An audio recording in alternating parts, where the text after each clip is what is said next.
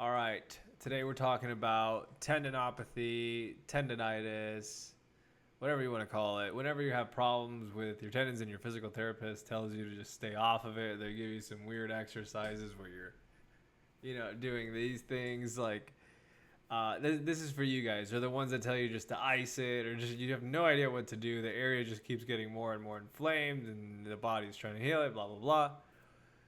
This is for you guys, okay? So the thing that I understand about tendons is that they need load. And you can actually supplement with vitamin C and gelatin, or better yet, collagen peptides, because of a few reasons. And I'll break them down, but I'm going to give you just the answers right here up front right now so that you don't have to watch the whole video if you don't want to.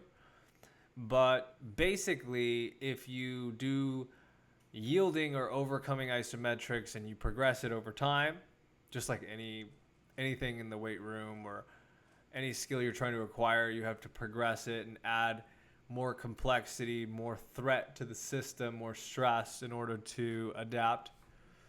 But you take the gelatin and with vitamin C, and this is what the main study that we're going to look at is this one right here. You see a person with tendonitis right here in the left, and 12 months in, 18 months in, you can see the patellar tendon is extremely thick compared to this one. It's just a darker color overall. And then you see this little triangular thing here. It's drastically reduced, okay? And then it's more gone than before, okay? So this is what happens when this is what happened to an NBA player who played a full season, okay?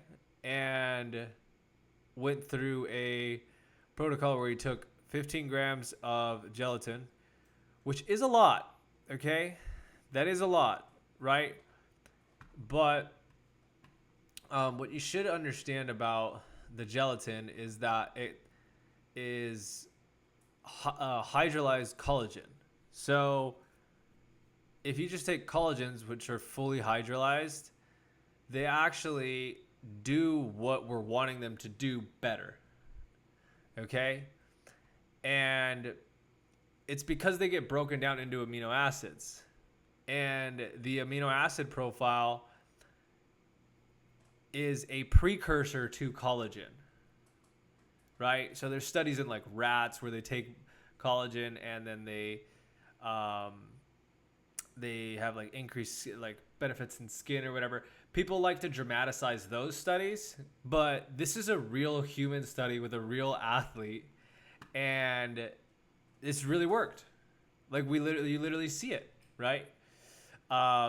It's right there. You can Google this yourself, right? And we see it, right? And I recommend you do read this if you have a chance. But that's basically it. If you want to heal your tendonitis, you should be doing overcoming isometrics. Now, the protocol is a progression. So they started off, I believe, with 5 second, and then moved up to 30 seconds. And they were doing like 80% of their 1RM, and they consistently measured their run repetition maximum, right? So the protocol is, let's say you're on a leg press machine, and your patellar tendon is in the middle here because it's lifting it up. So the leg press is going to press on you here. Patellar tendon's right here. You want to go at about 80% of your 1RM and hold it for 10 seconds, your first session, and do a few of those, and then maybe 15 seconds the next session, and progress it over time. And take the collagen so that it's in your bloodstream while you're doing it. This is also why I recommend having protein while you work out, because there's nowhere that your body really stores protein. So if you have a little bit in your stomach, when you're signaling for protein synthesis in your workout, you have some of that protein readily available to start the repair process right away. So kind of the same logic here with collagen. You take it and it's in your bloodstream. And when you signal for protein synthesis, for collagen synthesis, this is what you have to do to signal for it. It's right there. And you can do this with any part of your body. It's not just your patellar tendon.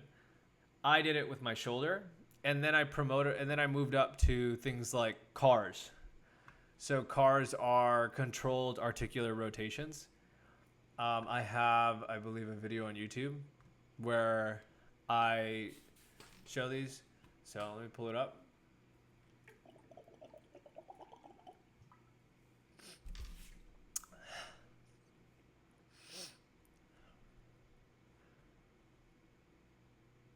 Here it is.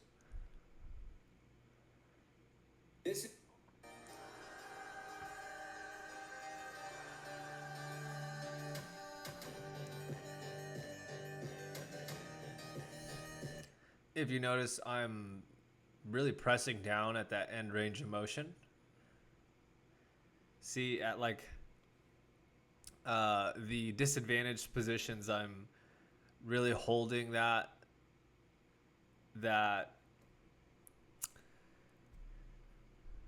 position with a lot of force. So I'm creating strength in disadvantaged positions. Also in the study, very interestingly, even though he lost some size, he increased some of his strength numbers by like 156%. I don't know if that was actual like leg press. Look at this. Leg press strength increased 190%. I don't know if he was doing the actual leg press. I think he was, because he was testing 1RM. Interesting finding though. Cal Dietz does say that isometrics are one of the easiest ways to get stronger. That's because a lot of strength is neurological strength. I did a paper on this a while back. I did my own research on it. Isometrics just have like an insane amount of benefits, like rate of force development, tendon stiffness. Here's that elastic creep, which is where the tendon kind of reforms. I believe if you want to watch another video on this, the movement system with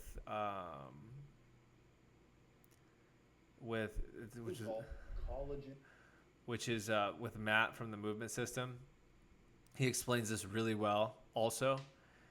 He talks about like sets, reps, and protocols. And yeah, I think he has a lot of the similar methodologies. He even quotes some one of the studies that we're looking at here as well, which is this one. But there's so much research, these systematic reviews. I believe there is also, I see the neural contributions to strength gain. We know this. I think there's a systematic review and meta-analysis. You know, and again, when you stiffen these tendons, it's like pumping up air into a basketball. So your muscles are going to contract and then make these tendons, which are elastic, and the stiffer they are, the harder they're going to bounce. So your job is to get stronger and make these tendons really, really stiff. So I really think every athlete should just be incorporating this as a pre-meditator, as a preventionary measure, rather than doing it once they're injured. Like, just do it, just do it. And that way your tendons are as stiff as rocks and they're solid and you're springy, because there's so many benefits. And it also helps prevent injury, because I won't say it definitely prevents injury, because that's a trippy road. But I mean, that's like a slippery slope to start saying things that these things prevent injuries. But there's so many benefits, and here's another one. Systematic review. This actually might be one of the same ones. But yeah, there you go. So Lane Norton talks about this. He says that, well, it just gets breaking up into those amino acids. And if we get a little nerdy on it here, some of you guys that are still watching the video are probably the nerds. Why does glycine and proline and hydroxyproline or whatever have more of an effect on collagen synthesis? That's what I was curious about. So it's high in these things, which are key building blocks to synthesize new collagen. To put it into numbers, whey protein has this much, collagen has this much of these precursors to collagen. So, you know, when you're doing these, when you're signaling for protein synthesis, you need whey protein. It's going to be better than pea protein because of its amino acid profile. If you're signaling for collagen synthesis, you need collagen peptides. That's as simple as it is. So that's that. See you guys in the next video.